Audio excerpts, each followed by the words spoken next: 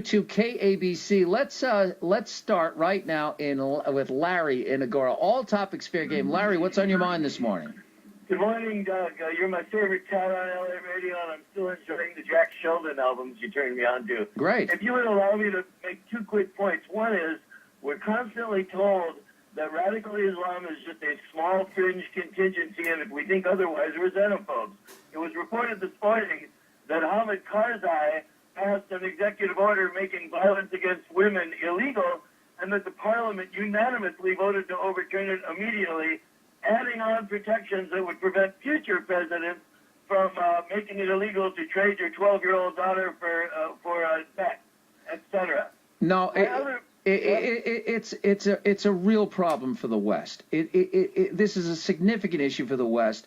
We're seeing it not just in actually we're seeing it in the United States much less so than in other countries, and even libertine Holland has had a real blowback ever since the Dutch filmmaker Van Gogh was murdered on his bicycle. Well, with a note knifed to his chest. Right. There has been a real blowback, and the Brits are going through spasms over this too, because Western values.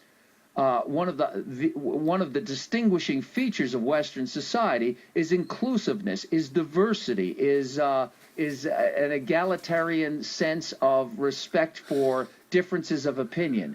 And yet, within Islam, that's not necessarily the case. And certainly when you get into more hardcore forms of Islam, it becomes really militant. And right now we're having a problem of equating Western liberalism, and I don't mean political liberalism, I just mean Western liberalism, with the orthodoxy of Islam, especially in places like Afghanistan, where this is supposed to be an ally, and a lot of times I get a feeling that we're just pretending. We're just pretending that there's been a difference made. Right. Can I make one more point? Sure, quickly? Yeah, go ahead. I'm an old-fashioned liberal. I'm pro-choice. I support same-sex marriage by almost every standard. I'm very liberal, and I always have been. But when did we stop being civil libertarians? With this AP scandal is the biggie for me, and I get the feeling that my fellow liberals are asleep at the switch. When the ACLU supported the Nazis in marching in Skokie or NAMBLA to have a website, they weren't just defending bigots and perps. They were defending a principle, the First Amendment. When did we stop being aware of that as liberals? I think that part of the problem is that even scandals always have a huge political component to them when it's a political scandal.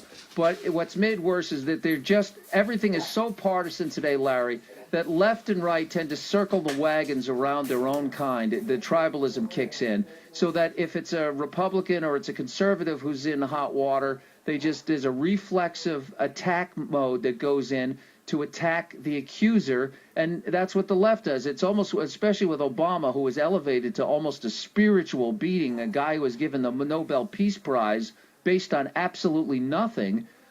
He's been sort of equated like Nelson Mandela.